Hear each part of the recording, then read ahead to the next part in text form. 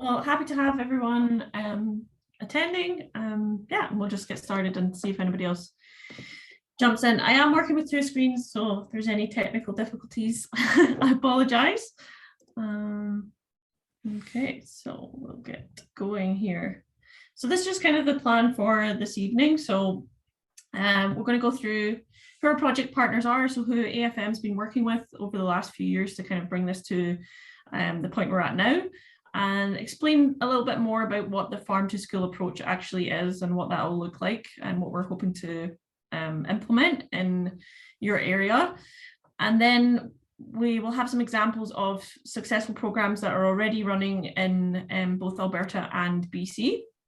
And then I'll explain a little bit more about the community animator model. So what this will look like, what's already been successful, and what we hope to bring to the communities across Alberta.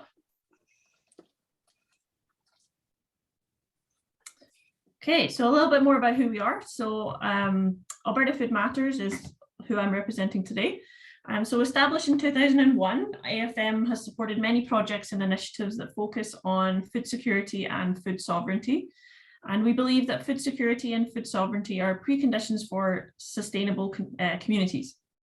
And so through that, we believe that people should have a say in how their food is produced and where it comes from. So our mission is to provide leadership while rebuilding the relationship between people and the land, and between those who grow and harvest food and those who eat it. And so a little bit more about our project partners. Oops.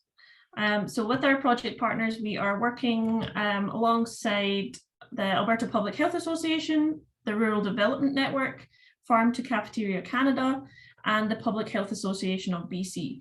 So I'd like to thank all of our partners for their continued support, their shared knowledge, and their guidance. So that's just a little bit more about their background and where they fit in. And as I go through the slides, you'll kind of see where they have already been working and what's already been successful in their area. Okay, so a little bit more about the farm to school approach and what that actually is. So farm to school is a lens that we view school food through, and it's about transforming food systems by supporting the health and well-being of students, their families, and their communities. So farm to school is a holistic approach that combines healthy, local food with hands-on learning and community engagement.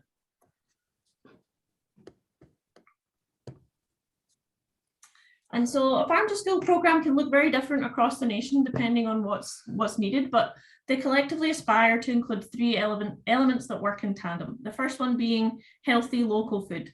So this usually includes some sort of sensory experience where students can see, smell, touch, and obviously taste local food. And this can range from small tasting activities to a full cafeteria service within the school. And it can cover sourcing local food through direct farmer relationships, suppliers, and or school gardens. And then the second element we have on the right-hand side there is hands-on experiential learning. So the learning piece is what we call experiential and place-based. So it's about students having the opportunity to learn about food systems that are local to them, whether that's farming, fishing, harvesting, etc. And it supports the development of food literacy and food skills through a program that's tailor-made to the local community. And then the last part you can see just on the plate there is the school and community connectedness piece. So this is where community relationships are integral to bring the other two elements to life. So it's about establishing a trust-based approach. And that part's really important for both success and sustainability. And this part also includes fostering relationships between farmers, community members, and any other supportive organizations.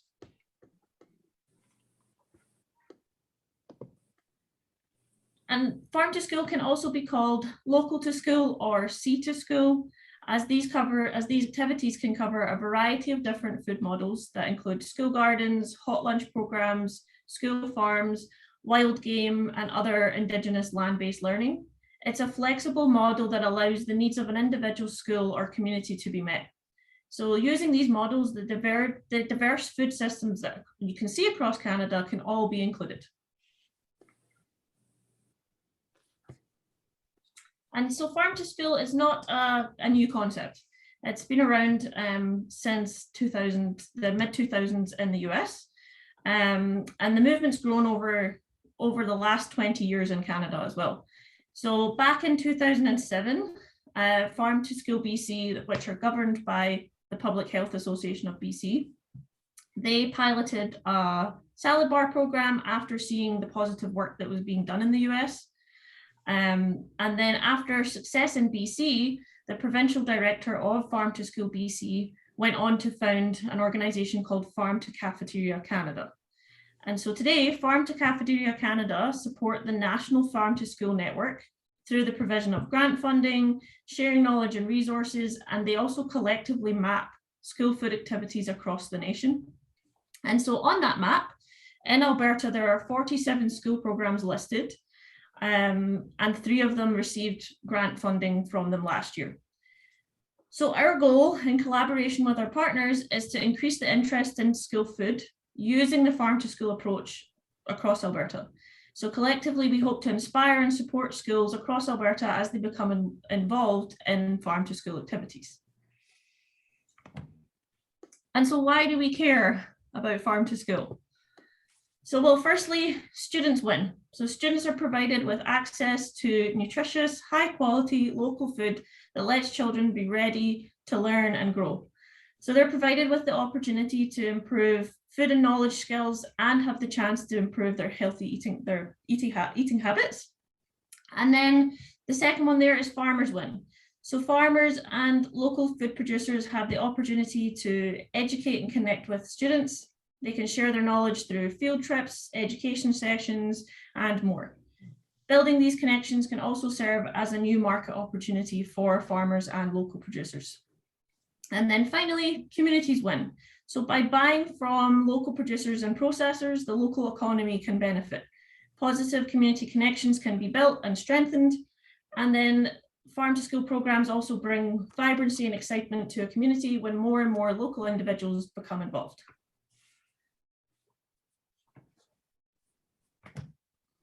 And so from a numbers perspective, the benefits from farm to school have already been seen across Canada.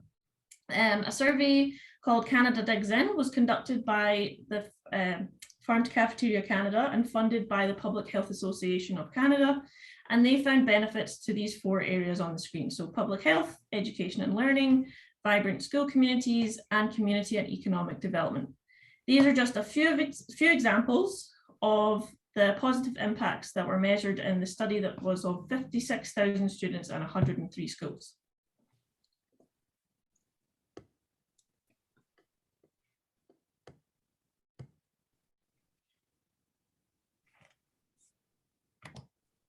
So Farm to School improves student nutrition by providing easy access to healthy local food, especially fruits and vegetables.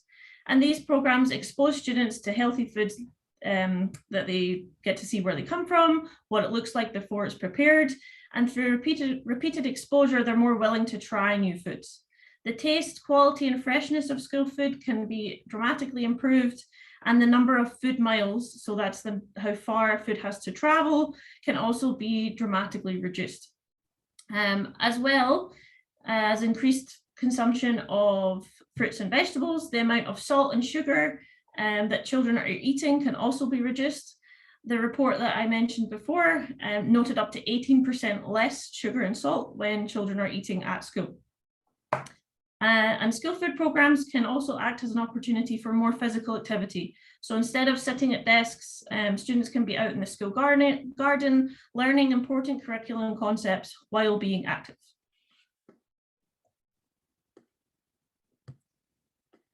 And then since I'm talking to counsellors as well as public health people today, I've highlighted a few more of the benefits related to community and economic development.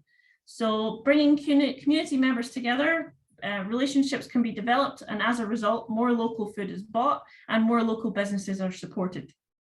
An example of this, in 2017, Manitoba Farm to School's Healthy Choice fundraiser engaged 209 K-12 schools and 60 licensed daycares, who collectively sold 546,000 pounds of vegetables grown by Manitoba farmers. And the total impact from that campaign over 4 months was $653,000. Similarly, in its second year, Nova Scotia's Nourish Your Roots Healthy Farm to School fundraising campaign sold 11,000 boxes of local produce to 56 schools. And this generated $330,000 in gross revenue, $98,831 of which was invested back into supporting school healthy food initiatives, while the other remaining profit was directed back to the local farmers. So there's definitely benefits there. They're obviously quite large scale projects, but scale it back down, they can still have a large economic benefit to the local community.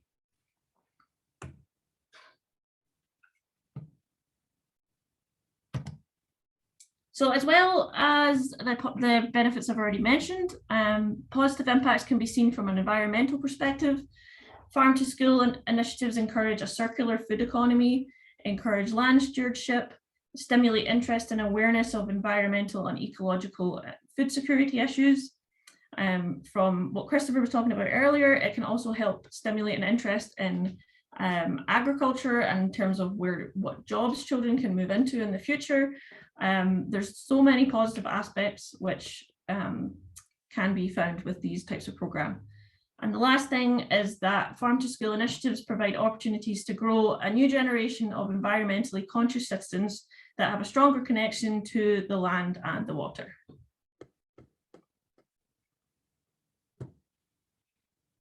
Oops, sorry, there we go. So as mentioned, farm to school programs can take many different forms. So from growing microgreens, making smoothies with local fruit, to field trips to local farms, can be as big or as small as schools and communities can imagine, really. And the great thing is that they are flexible and they can be adapted to the interests and the needs of the school community. Sometimes even the smallest program can have a very big impact. And then as students are engaged through smaller programs, this can often lead to a more comprehensive program in the future. And an example of a more comprehensive program is the Farm to School Salad Bar. So this is a type of food service that enables students to serve themselves from a selection of healthy foods, including a variety of vegetables and fruit, and at least one grain and one protein option. Salad bars are also flexible. You're able to, through repeat exposure, encourage students to try unfamiliar and new foods. And it also incorporates greater variety into their diet. Like I said, it's flexible, it can be adapted to fit and reflect each school community's needs, and it's been shown to work in a variety of different school settings across Canada.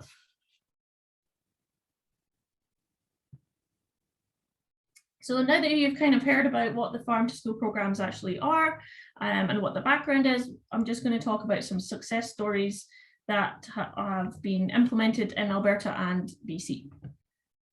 And the first one being is the Masquerade Education School Consortium. So they're a great example of how a community-based school food program can develop and grow into something that feeds thousands of children every day. So through Scott and his team's hard work and dedication over the last 9 years, the Nanotop Mitzi Universal School Program meets the nutritional needs of 2,400 K-12 students in the Masquerade district. So Nanotop Mitzi is a fantastic example of how flexible farm to school or local to school programs can be. They can be tailored to meet the needs of the community and the students. So because this school consortium is largely made up of First Nations and Indigenous students, elders were able to come in to actually butcher a buffalo in front of the students and teach them more about their land-based learning and expand the knowledge of Indigenous food systems. They also have built community relationships with local farms. So 90% of their protein is sourced from a local Hutterite colony. And then 3,000 pounds of apples are sourced from a farm in Rocky View County every single week. And the great thing about such a large farm to school program is that all the food preparation can be done by the staff and the students. So high school students get in the kitchen and help prepare the meals. So this is promoting food literacy amongst high schoolers, and they're giving them the skills in the kitchen that they can use later in life. Okay, so now I'm just going to show a little clip of Scott just talking about his program and about the positive changes that they noticed after introducing the salad bar. So hopefully technology works. We'll see. Salad bars partway through the year. I saw them think something to do with Michelle Obama at some point, and I was like, yeah, let's do that, you know. Let's get them in the schools, because what it does is it gives students daily access to the visual of like exposure of healthy food. So the kids walk through the lunch line, get their hot portion, they go through the salad bar, and it's daily exposure to healthy food that they wouldn't otherwise normally have that exposure. So that thing about seeing things on a daily basis it educates the palate, right? And you're sitting in a lunchroom with all these kids from all these different grades, and you might be a marginalized kid and you just kind of come from a rough home and don't really want to eat what's in the salad bar. So maybe you grab a hot lunch, but you're just kind of like, what is that? And you just, you know, but you look across the room and there's the cool kids in grade 12 who are eating broccoli salad. Well, a month later, you're going to be eating broccoli salad too. So there's a subtle peer pressure that happens when you eat together and you have daily access to the visual exposure of healthy food, right? So the salad bars, we saw that happen in the first.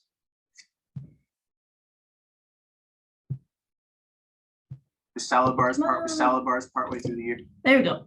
Impressive, right? So definitely shows you what can be done. Obviously, this was over a large number of years, but that's just one example from kind of central Alberta. And salad bars partway through the year. Sorry, I'm just trying to there we go. So moving down south a little bit into southern Alberta, we have the Ontario School Student-Led Farm. And so students at this school engage in a wide variety of activities, including growing produce in their school garden, beekeeping, and animal stewardship. So produce that's grown in the school farm is used to provide meals for students in the hot lunch program. They also have the opportunity to learn how to look after animals. So the school has their own sheep, cows, and poultry. Eggs, meat, and honey from the animals is then sold to the local community in their farm shop. And then the latest thing that they've added to their school is a grocer modular food system. So it's not up and running yet, but they've just purchased it this year, and it's basically a hydroponic container farm. So which is designed and built in Canada. And so when it's finished, it'll allow the students to grow fresh produce all year round. And the Academy hopes to provide fresh produce to the local community all year round, as the closest grocery store to Ontario is 50 kilometers away. So definitely local food, and then giving back to the community. And then I've just got some more pictures of their program from their school website. So pictured on the right is a former pupil of the school showing students how to shear sheep. Local farmers and agriculture experts regularly provide lessons and hands-on education experiences to the students. And then we also have a picture of their chickens, or the turkeys, sorry, which were harvested for Thanksgiving and sold to the community. And then we also have some of their honey that was collected from the beekeeping classes, and again sold in their farm shop. And then I just have one more video, just kind of explaining from the teacher's perspective and the student's perspective everything that goes on in Ontario. Ultimately, we believe that we're on the path of doing something that no other school in this province is doing, which is awesome because people are paying attention to Ontario. We're putting ourselves and Prairie Land on the map. I also think it gives them a sense of importance to society as a whole. It also builds character. I truly believe they go away with a much better understanding of how important agriculture is in our everyday lives. Our kids are so blessed to be getting this experience firsthand at Ontario School, and they truly are knowing the feeling of the bond and the heart of the egg industry and what that brings to our communities.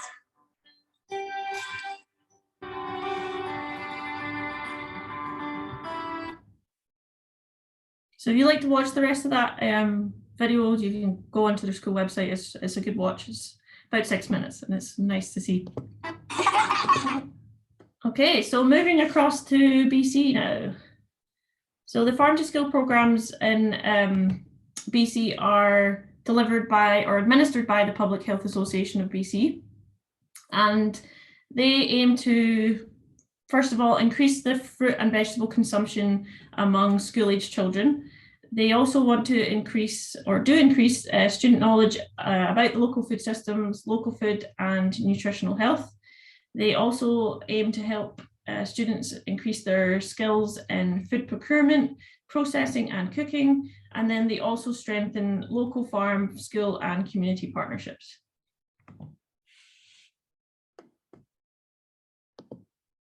So Farm to Skill in BC has been active in the province for 14 years. And as of 2022, Farm to School BC has funded over 300 programs and provides support to all the school districts within BC. And then 22 of those school districts are directly supported with a community animator.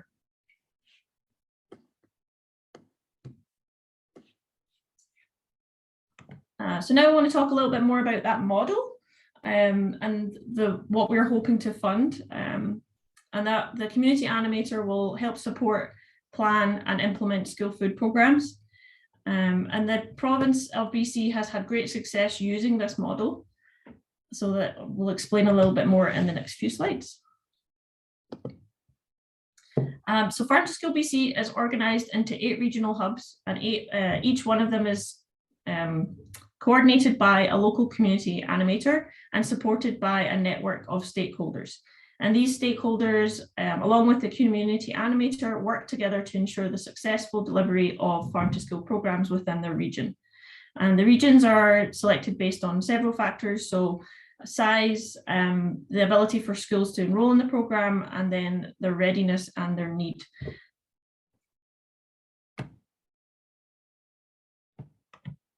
And so already successfully implemented by Farm to School BC, community animators have been integral to the development of these programs across the province.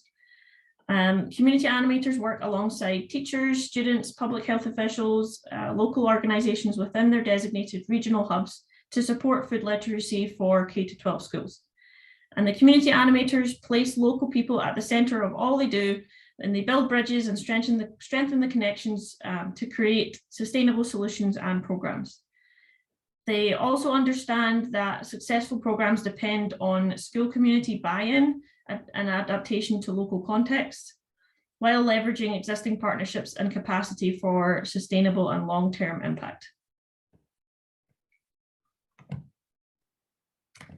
So what we are looking for, or our vision for the community animator, is for them to act as a liaison between schools and their communities and bring together champions of school food.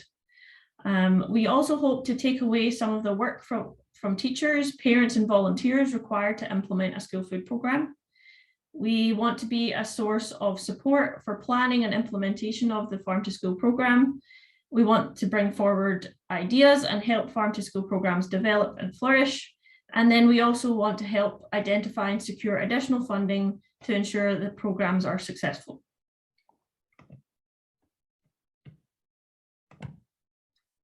And so the model developed by the Public Health Association and BC has been very successful due to a number of factors. Firstly, the community animator support within a hub, being flexible and meeting community partners where they're at. Collaboration with community partners ensures that the program reflects local needs, and understanding the local community needs and being able to adjust programming to suit them has increased their success. And then the third thing that they have realized through their implementation of these programs is that multi-stakeholder support is important. So including municipal councillors, public health officials, school districts, and having champions within the school are what makes these programs successful. And then I just wanted to show you an example of a school in BC, because they can be tailored to language immersion schools as well. So the example we have here is a French immersion elementary school where students from kindergarten to grade 5 participate in growing microgreens, hatching chicks, dehydrating fruit, and planting seeds in the classroom. And the way that these activities tend to take place is through parent volunteer relationships. So for instance, one parent provides fruit for dehydrating and the eggs to incubate from their farm. And these parent and volunteer relationships were strengthened from the support of the community animator, which has helped this program sustain and grow bigger over time. And then I just had one last example from BC as well.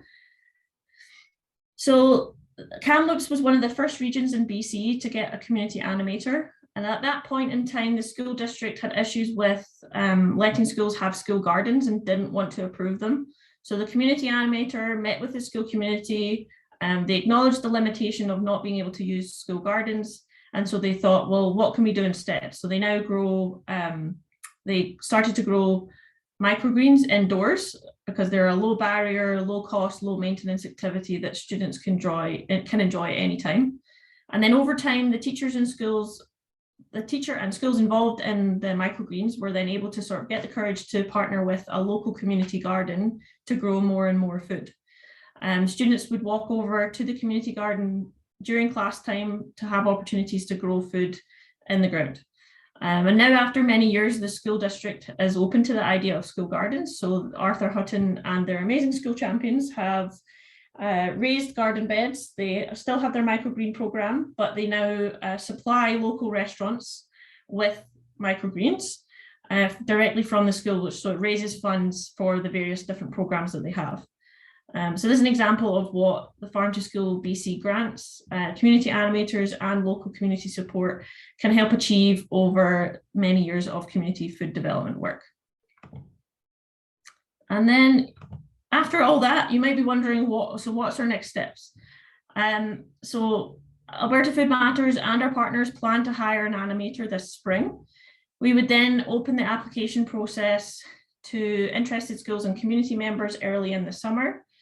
We would then look to run a pilot school or pilot school division, depending on the capacity and interest of everyone involved. Funding would then be available for schools to implement infrastructure changes if needed. And then program planning would happen over the summer with the community animator and the community partners. And we'd look to implement the program at the start of the new school year in the fall. Currently, the Rural Development Network, so one of our partners, has a similar program in the works. They've just selected their pilot school, and which is down near Medicine Hat. So they'll be working in southern BC, and our aim is the Peace region or the northern areas where you are. So having said that, brings us to the end of our presentation. So I'd like to thank Jessie from Farm to Cafeteria Canada, Richard and Marcus from Farm to School BC, and then Scott of Maskwacis Education Consortium, and then Kevin Van Lagen from Altaria School for the contribution and their guidance and knowledge.